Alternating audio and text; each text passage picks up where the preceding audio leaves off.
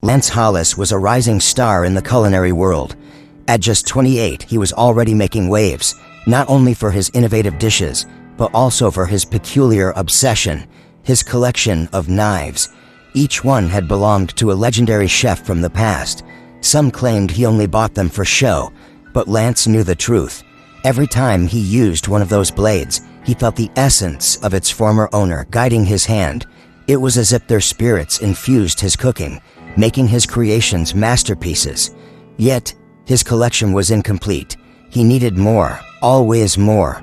Late one evening, Lance posted an ad in an online forum, seeking knives and cooking tools previously owned by renowned culinary masters. Will pay generously. Hours passed with no response, but just as he was about to log off, a message popped up. "I have a knife once owned by Chef Francois de la Sang, one of the greats. Interested?" Lance's pulse quickened. De la Sang had been an infamous French chef. His dishes had been as mysterious as the controversy surrounding the disappearances of several of his associates before he himself disappeared without a trace. Lance found the idea of owning a La Sang knife nearly irresistible. Without hesitation, Lance agreed to meet the seller the next day. The exchange took place in a dimly lit parking lot. The seller, a gaunt man with a crooked smile, handed over the knife in a weathered leather case.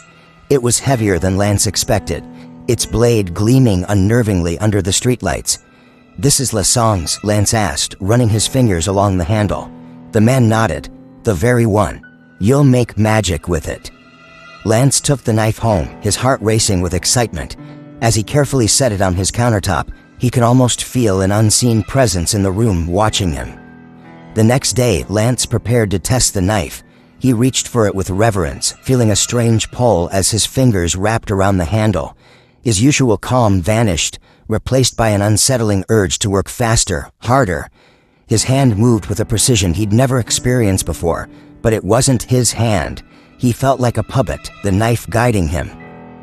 The first dish he made that evening, a coq au vin, was sublime, but there was something off about it. The flavor was impeccable, yet every bite left a lingering metallic taste, like blood. That night, Lance had nightmares. He saw a figure in his kitchen, hacking away at something on the counter, the sound of the blade meeting flesh echoing in the darkness. The figure turned, and for a split second, Lance swore he saw his own face twisted in a grotesque grin. The next few days were worse. Whenever he used the knife, Lance felt a dark energy creeping into his thoughts. He'd catch himself staring into space, gripping the blade too tightly, his knuckles white. His reflection in the kitchen window seemed to move independently, smiling at him when it shouldn't. One evening, while preparing a special dinner for a group of food critics, Lance sliced into a roast, only to find the meat oozing thick, dark blood, though the cut was supposed to be perfectly medium rare. Horrified, he looked closer. The meat wasn't beef or pork. It was something else, something wrong.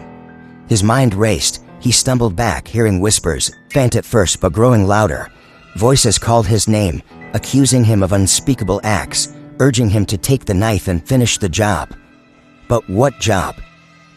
Desperate for answers, Lance searched for any information about Chef Francois de la Sang. What he found left him paralyzed with fear. La Sang wasn't just a chef. He had been the prime suspect in a series of gruesome murders before he disappeared. Rumor had it, he used his knives not only in the kitchen, but for much darker purposes. The next night, Lance woke up to the sound of clattering from his kitchen. Groggy and trembling, he crept downstairs. There, on the counter, stood the knife, its blade wet, though he hadn't touched it since that morning. A trail of dark red liquid led from the kitchen to the hallway. And the voices began again. They were no longer whispers. They were commands. "Finish what I started." As Lance approached the knife, his hand moved of its own accord, reaching out despite his mind screaming in protest. The cold metal met his palm, and a wave of nausea overtook him. He knew deep down that if he didn't stop now, there would be no going back. But it was too late. The blade was in his hand, and somewhere in the ether, Chef Francois de la Sang was smiling.